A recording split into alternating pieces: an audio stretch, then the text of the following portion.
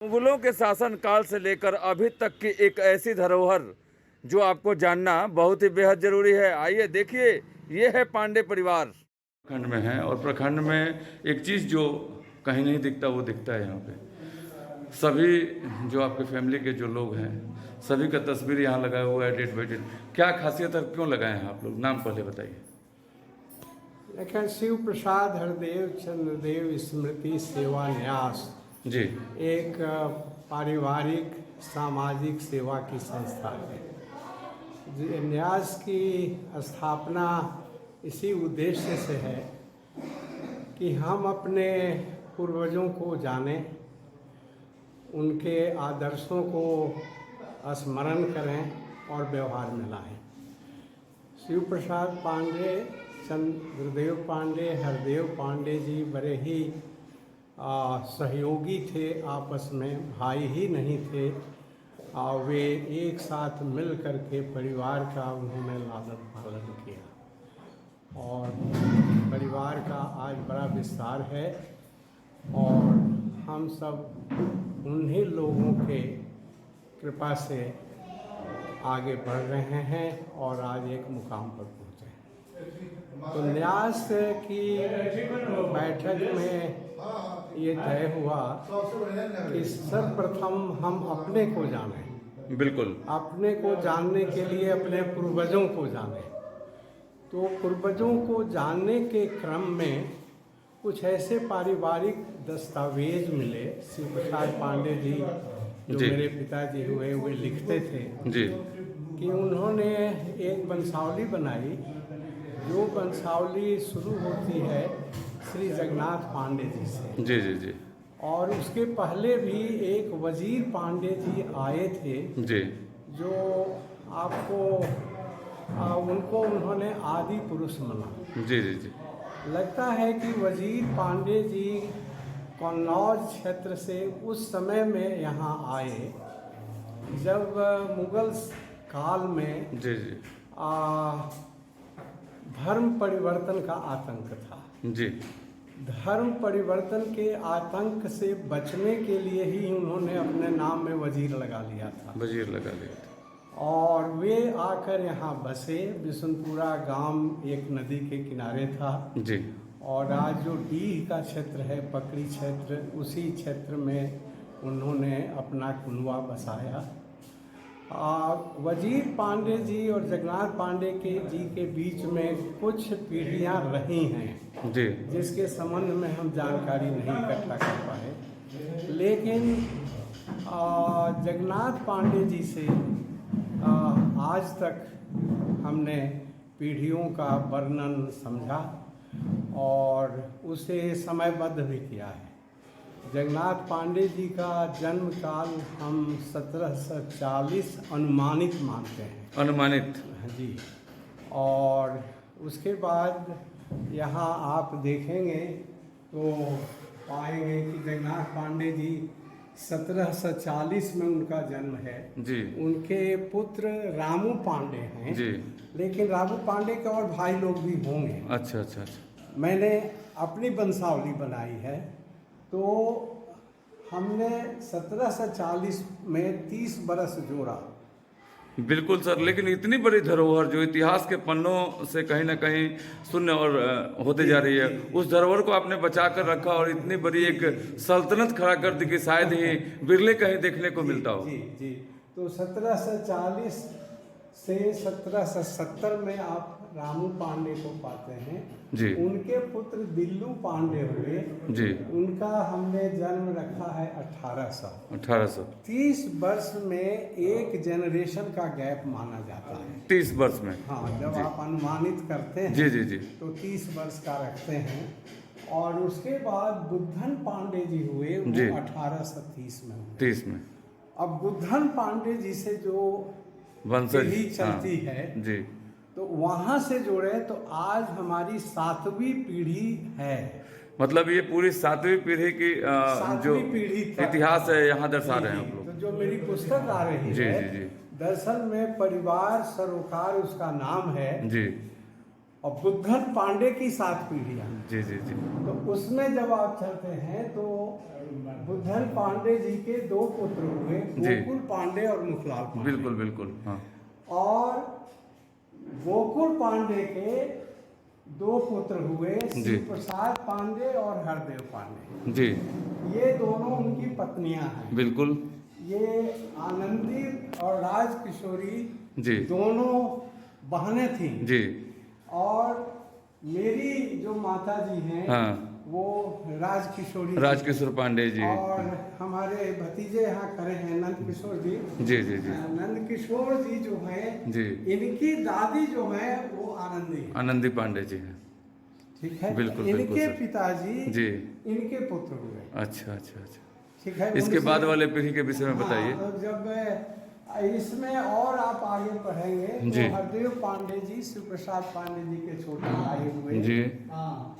श्रीमती रामदेवी पांडे उनकी पत्नी हुई। बिल्कुल। श्री चंद्रदेव पांडे जो हैं, जी। ये मुखलाल पांडे जी के अच्छा अच्छा, मुखलाल पांडे जी के के पुत्र। हैं। अच्छा एक पुत्र थे। ठीक। और ये प्रथम निर्वाचित मुखिया भी रहे हैं। अच्छा, यहाँ के? जी, 1960 बिल्कुल, ये तो बहुत ही अच्छी बात है। 1960 में। बिल्कुल। 1960 में। उसके बाद आप आए तो रमापति पांडे हैं। जी। ठीक है, ये इनकी पत्नी हुई। जी। तब आप कमलेश चौथी पीढ़ी में चौथी पीढ़ी में आ गए हम लोग। कमलेश्वर पांडे जी जो जी हैं, जी। वो देखिए, ये इनकी पुत्री आ गई। अच्छा अच्छा, कमलेश्वर पांडे इनकी चलिए। इनकी पत्नी जो है वो हाँ। फूलमती पांडे। बिल्कुल। तो हमारी चौथी पीढ़ी के जी। ये सबसे बड़े हैं। अच्छा अच्छा। ठीक है। अब बिल्कुल। आप यदि आएंगे यहाँ तो जो चंद्रदेव पांडे जी जी। मुखिया जी का नाम बताया जी जी जी। आपको, उनके पुत्र गौरी शंकर पांडे। पांडे जी हैं। बिल्कुल। इनके दो विवाह थे। अच्छा अच्छा। प्रथम विवाह से सुदामा जी थी, भाभी जी का नाम, और ये दूसरी पत्नी हुई। और ये अब फिर आ रहा है, ये आप देखेंगे जगत पांडे जी। जो हाँ हैं, हाँ। वो इनके बड़े लड़के हैं। अच्छा अच्छा, पिता राजकिशोर। एक हैं। हाँ हाँ, शिव ठीक प्रसाद है? पांडे जी का। हाँ, माता जो है जी जी जी। वो किशोरी, राजकिशोरी राजकिशोरी पांडे जी। ये इनकी पत्नी हुई। जी। फिर ये श्रीमती शांति पांडे जी, हैं। हाँ, इनके पति आ रहे अच्छा, हैं अच्छा, अच्छा। 98 वर्षीय श्री लल्लन पांडे जी। बाप रे बाप, इतने वर्ष के हो गए जी हैं। जी। धरोहर के साथ साथ भगवान भी आप लोगों को बहुत बड़ी एक मनोकामना आप लोगों को देते जा रहे हैं। अच्छा, चलिए। ये श्रीमती कांति पांडे हैं। जी, जी। इनके पति भी हैं सचिदानंद पांडे हैं जी। अभी। मणि की माता जी, चलिए, बहुत अच्छी मणि बात है। पांडे की माता जी हैं। और ये गौतम हमारे पांडे जी। जो सबसे प्रिय परिवार के, हाँ, गौतम जी। हाँ, ये हरदेव पांडे जी के द्वितीय पुत्र। हाँ, अच्छा अच्छा, ठीक है? ठीक ठीक ठीक। और ये बहनों में सबसे बड़ी है। सबसे बड़ी है जी, गिरिजा पांडे चलिए। जी। और ये हमारे चंद्रदेव पांडे जी की पुत्री है। पुत्री लेकिन गौरी शंकर पांडे से छोटी थी। छोटी थी। दूसरी बहन सीता सीता पांडे पांडे जी, हाँ। तो सीता पांडे की कड़ी आप देखेंगे शिवप्रसाद पांडे, राजकिशोरी पांडे और जी। यहाँ पर आ रहा है। जी जी जी। ये सुमित्रा पाठक हैं। हाँ। ये दूसरी बहन है। ये सुभद्रा मिश्रा हैं। ये भी दिवंगत हो चुकी देखिए, हैं। इतना समय से हम भी यही सोच रहे थे कि सब पांडे जी हैं तो ये मिश्रा पाठक और तिवारी दो कैसे आए। इतना उस समय से हम इस चीज को अपने आप में ही संभाल रहे थे कि कहाँ से ये निकला, लेकिन ये आपने बता दी कि कैसे हुआ। हाँ, इसके ये बाद भी बताइए। बहन है, जी हमसे बड़ी है। जी ये शकुंतला पांडे जी। हमारे जो भाई गौरी शंकर पांडे जी के पुत्री हैं। हम पत्नी से पुत्री थी। जी और सयानी होके गई है। जी। 6-7 साल उम्र होगा हाँ। तब इनकी मृत्यु हुई है। अच्छा अच्छा, मैंने मेरी किताब आ रही हाँ। है, उसमें डिटेल पूरी वर्णन मिलेगी आपको। ये ब्रजकिशोर पांडे इनके बड़े भाई हैं। जी। हमसे बड़े थे, तो इसलिए मेरा उपनाम था बबुआ चाचा। जी, आपका? हाँ, क्योंकि अच्छा। हमसे बड़े थे, लेकिन अच्छा, मैं तो चाचा था। हाँ, तो इसलिए हमको बबुआ चाचा हम मतलब आप पद में बड़े थे कि चाचा थे, और उम्र में वो बड़े थे, इसलिए आपका बबुआ चाचा नाम पड़ा। चलिए, बहुत अच्छी बात है। ये नवल किशोर पांडे जी, जी। हम लोग इनको 7-8 साल पहले वो दिए।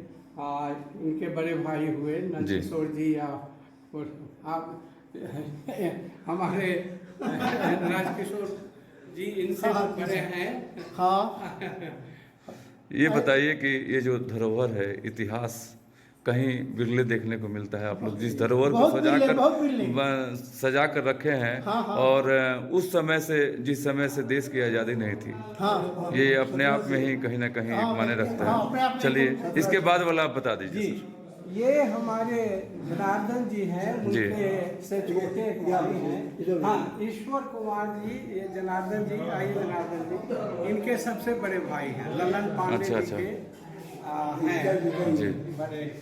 और ये कोरोना में मृत्यु हो गई। सर, ये भी बताते चले ना कि जैसे सर ये हैं, तो ये क्या किए, मतलब ये होम्योपैथी डॉक्टर थे। डॉक्टर थे, ये क्या थे? ये आपको डिफेंस अकाउंट्स में थे। अच्छा, अच्छा। और इनकी पत्नी भी जगत डिफेंस- पांडे जी क्या थे?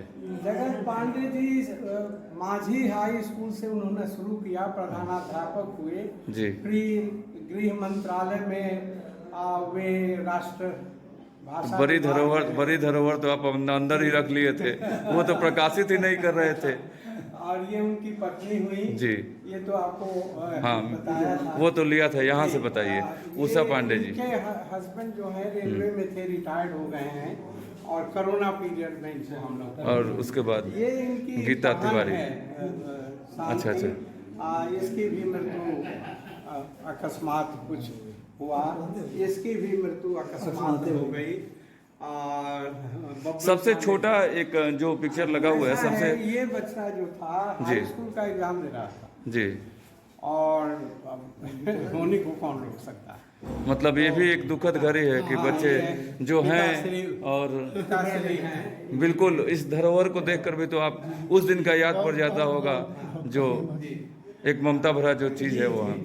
और ये संजीव कुमार, ये भी इनका भतीजा हुआ, बड़े भाई का लड़का है। बड़े भाई का लड़का है ये।